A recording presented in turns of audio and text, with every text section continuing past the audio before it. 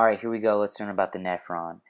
We have kidneys, which are bean-shaped organs that regulate water, blood, and salt.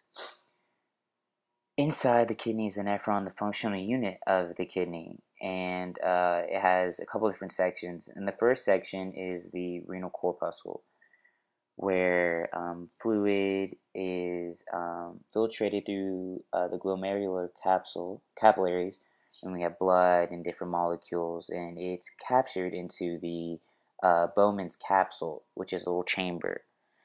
Then it flows through into the next section, which is the renal tubule, which has three different segments. The first segment is the proximal convoluted tubule, and in this tubule, it is the reabsorption of important molecules and ions into the blood. And these different molecules and ions are, they'll come up on the screen: glucose, amino acids, vitamins, water, sodium, chloride, bicarbonate, and potassium.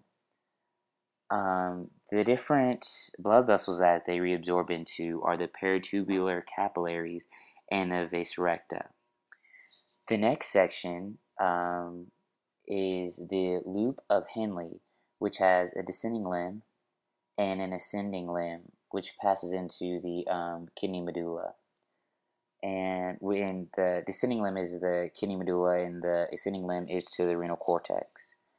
And we have down the descending limb a different multiplier system, which allows water only to go down the gradient through osmosis.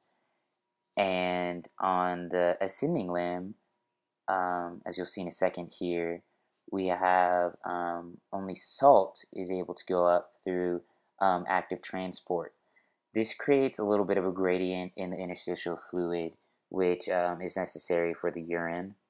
And then we have the capillary system, which you'll see in a second here, which runs parallel from this. If I can get to show, here we go, which is the vas recta, and it forms a little bit of a salt gradient parallel to it. The next section, the third section, is the distal convoluted tubule, and the secretion from other parts of waste comes back into this through the renal tubule, which you saw the different segments are.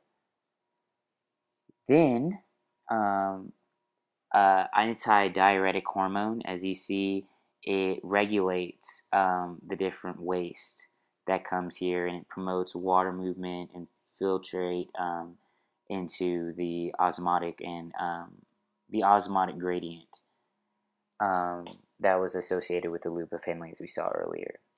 And this is pretty much the nephron. Here you go.